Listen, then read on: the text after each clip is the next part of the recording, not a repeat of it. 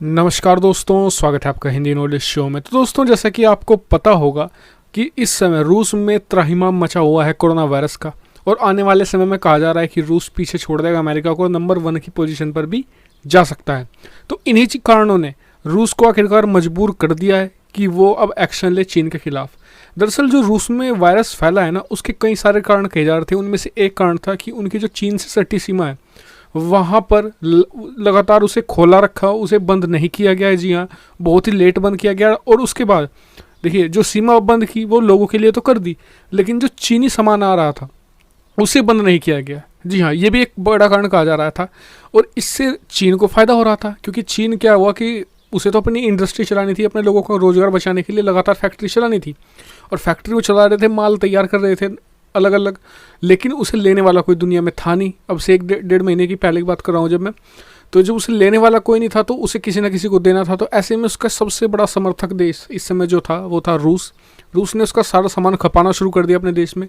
इससे फ़ायदा ये हुआ, रूस को थोड़ा सस्ता सामान मिलना शुरू हो गया, और चीन अपना जो माल था भारी भरकम जो बना रहा था उसे उसने खपाना शुरू कर दिया, अपना नुकसान बचा लिया। लेकिन रूस को इतना भयंकर नुकसान अब झेलना पड़ रहा है उस चीज़ का कि जिसका कोई अंदाज़ा भी नहीं लगाया जा सकता।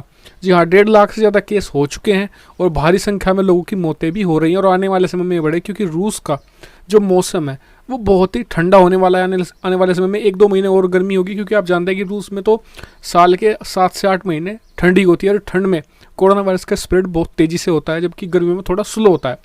तो अब बात कर लेते हैं कि ऐसा क्या एक्शन ले लिया है यहाँ पर रूस ने। तो रूस ने यहाँ पर थोड़े सिग्निफिकेंट एक्शन लिए हैं, मतलब कि थोड़े अच्छे भी एक्शन लिए हैं, और इसमें भारत और रूस की आने वाले साझेदारी में भी एक फ़र्क पड़ सकता है। कैसे?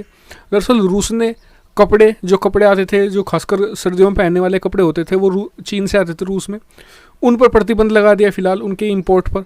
इसके अलावा जो फल सब्जियाँ आती थी चीन से, उन पर भी प्रतिबंध लगा दिया है। और उससे पहले रूस ने अपने यहाँ से चीन जाने वाला अनाज, उस पर भी रोक लगा दी थी।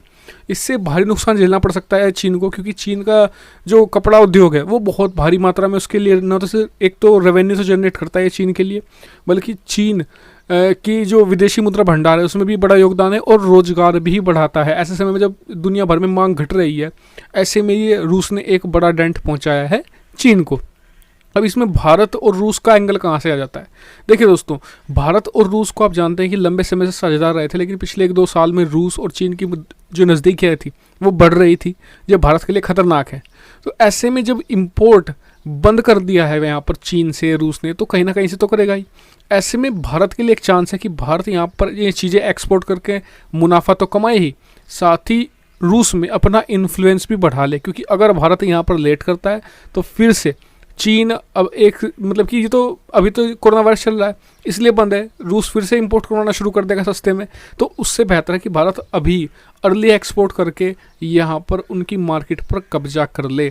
बस इसके लिए करना ही होगा भारत को, अपने यहाँ पर इंडस्ट्रीज़ हैं, जो फैक्ट्रियाँ हैं, इन्हें जल्द से जल्द खोलना होगा। सोशल डिस्टेंसिंग का पालन करते हुए, सारी सावधानियाँ बरतते हुए अपनी फैक्ट्रियाँ खोले, जैसे कि चीन ने भी खोली है।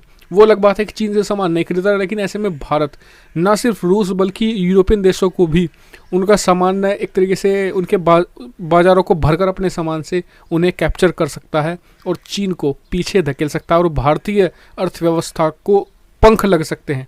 जी हाँ दोस्तों, तो एक अच्छा कदम रूस की तरफ से कहा जा रहा है। हालांकि देखना होगा कि क्या ऐसे ही कदम और भी लेता है, क्योंकि जो रूस और चीन का जो मिलिट्री इंगेजमेंट है वो भी बहुत तेज़ी से बढ़ रहा है, तो भारत को उसे भी काउंटर करना होगा, अलग अलग डिप्लोमेटिक वे में भी और डिफेंस वे में भी। जी हाँ दोस्तों, तो फिलहाल तो इस वीडियो में इतना ही। अगर आपका कोई भी विचार हो इस वीडियो से रिलेटेड, कमेंट करके जरूर बताएगा। साथ ही चैनल को सब्सक्राइब करना मत भूलिए, ऐसी बहुत सारी डिफेंस फॉरेन पॉलिसी और फाइनेंस रिलेटेड वीडियो के लिए। Thank you for watching video.